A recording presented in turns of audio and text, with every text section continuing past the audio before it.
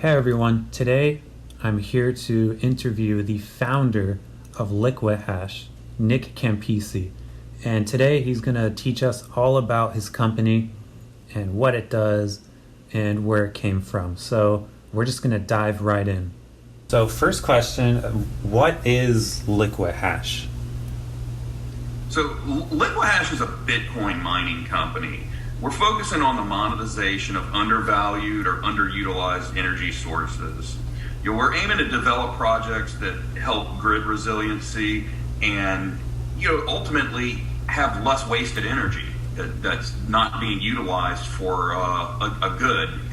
Believe it or not, there's just you could power the whole Bitcoin network many times over by just capturing some of that wasted energy that's being wasted every day. Gotcha. So what's the story behind Liquihash? Why did you start it? How did you get the idea? So, I saw an opportunity because there's people that have quality energy sources at their fingertips, but they have no idea how to deploy a mine or how to operate a project and keep it not from going obsolete in just a year or two. And I just saw an opportunity to kind of close the gap with this underutilized and wasted energy and the Bitcoin network. And I guess taking just a step back real quick, what is Bitcoin mining in simple terms, just for those that don't really know what it is yet? Yeah, and that's something, you can really go on, but I try to tell people like this. It's a very, simple thing. We're adding transactions to the Bitcoin blockchain, and, we're using these custom chipsets that are operating the SHA-256 algorithm. And, when I say it's everyone who's running this around the world. So it acts as, because it's decentralized and there's no, I guess got people colluding together, it acts to stabilize and secure the network and prevent tampering of the chain. And I guess a personal question, how long have you been in the Bitcoin mining industry? How'd you start? Yeah, so, it's funny. In 2012, I heard the word Bitcoin, January 2012. And, I looked at this guy. It was funny. I was in the We Buy Gold business, was operating gold stores in different jurisdictions. And, I had someone who's like, man, if you like gold, you should look at Bitcoin. And then I had someone else that asked about, putting ATMs in my stores. And it's just kind of like, okay, so I kind of like, started to understand it, played a little bit with it, but didn't quite really get it, was busy with other things, had this rubber company that was producing some waste energy, and really, someone came to me again and said, hey, you really, maybe you should be mining Bitcoin with this. And of course, I did this detailed analysis and, just life and business just kind of got away and never really got into it. But, years later, I found those notes, and, it was probably about 4 years ago, and where I said, man, I really need to be looking into this. And that's kind of when I started, and it's progressed. This was something that kind of started out as a hobby that's now turned into an industry, and ultimately it's going to become an essential infrastructure of nations. So say someone listening to this interview has some excess energy source. How does Liquihash put a Bitcoin miner on that excess energy source? Like, what's the process? What does it look like? Yeah, so that is a question that, I can only kind of give you general terms, but there are really no general terms. It is site specific, and everything is engineered to the site. So, an example would be like, let's say somebody has like a hydro dam that they're not able to really power all the power that's coming off of it. They're not able to get what they really would like to get on a percent kilowatt hour. We can agree to set up a system which could be as simple as some sea containers with the chips in it, and when they have the excess power, we mine to the Bitcoin network there. If we put that power directed towards Bitcoin mining, and then say they get in a situation where they need the extra power for some form of a natural disaster or just higher demand, we can turn it off. And going along with that, what other kinds of excess energy source ideas can Liquihash work with? So we're kind of energy agnostic as our company.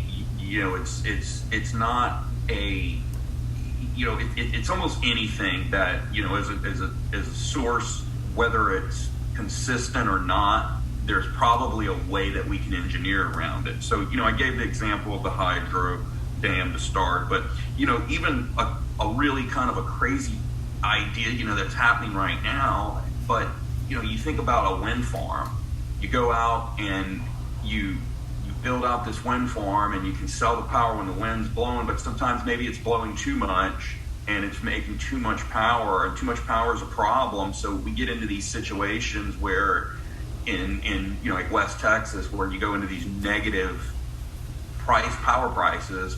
That's an excellent time to take a Bitcoin mining container that might only be profitable with a negative power price or a zero cost power price, and put it to work. And then it allows the asset owner to have some level of monetization, give a little bit more stability into the infrastructure. And it's not just limited to that. That could be an instance with solar. Then we have things like like off-grid flare gas to reduce methane emissions. We've got you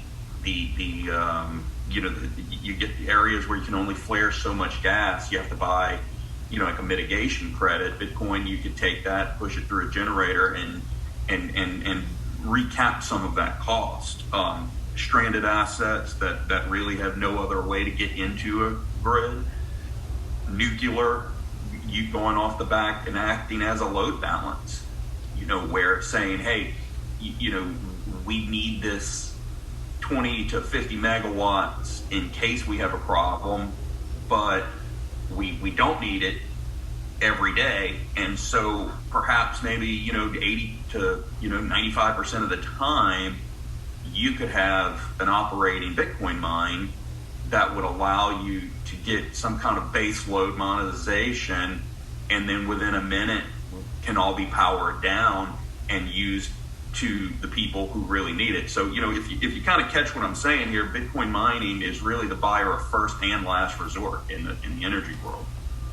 That's very interesting. So how much time and effort would a potential client have to put into their Bitcoin mine when working with Liquihash?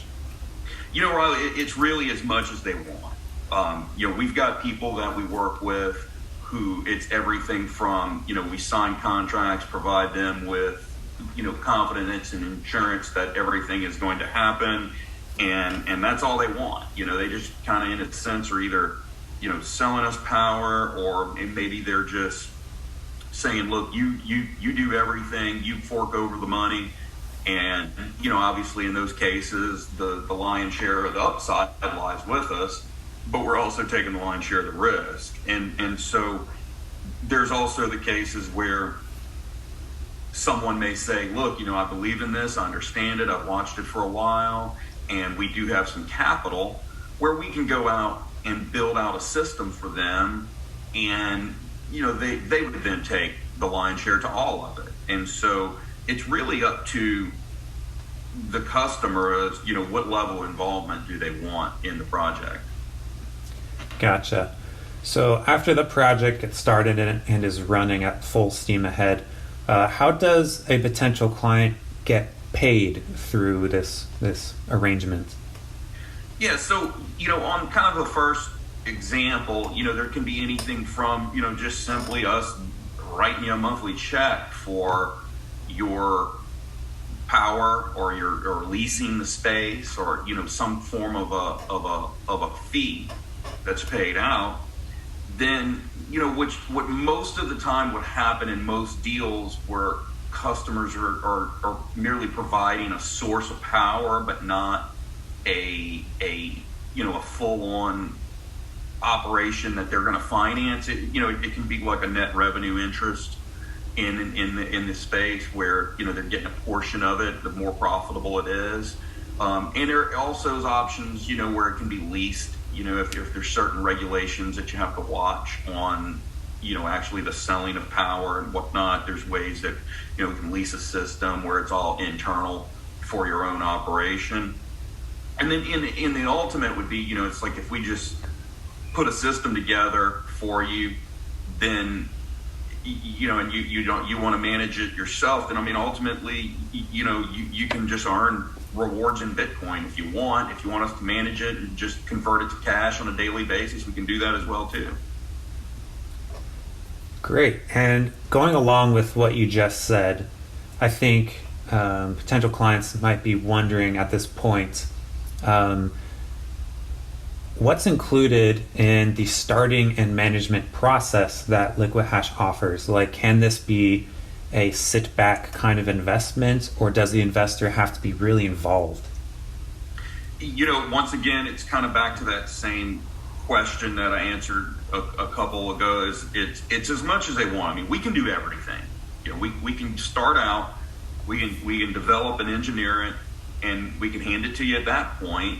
But most people who are finding what they want is they want a partner.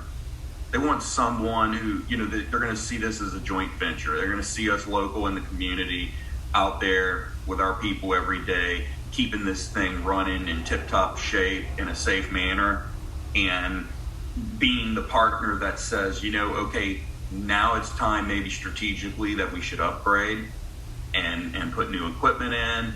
That's part of the beauty of what we do is that, we've got our own ability to procure every part of the product that's needed, from infrastructure to chipsets to cooling to having a team that can keep all that running.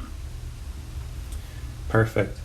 And this might be one of the most important questions of all, but what can a potential client do right now to start working with Liquihash?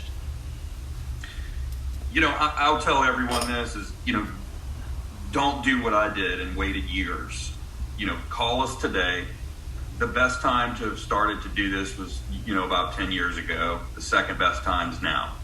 And it's something that, a lot of times when you look at it, you say, oh, I don't know, and you drag a lot of time that you could have paid for the entire operation. It's a high execution business, and if you have any questions about it, I encourage you to reach out and let us guide you through the process. Awesome. Sounds good. Thank you so much for your time, Nick. Hey, thank you, Riley. Have a good one. Thanks for listening to this interview. If you have any questions about Liquihash, please visit www.liquihash.com for more information. That's Liquihash, Liquihash.com. We'll see you soon.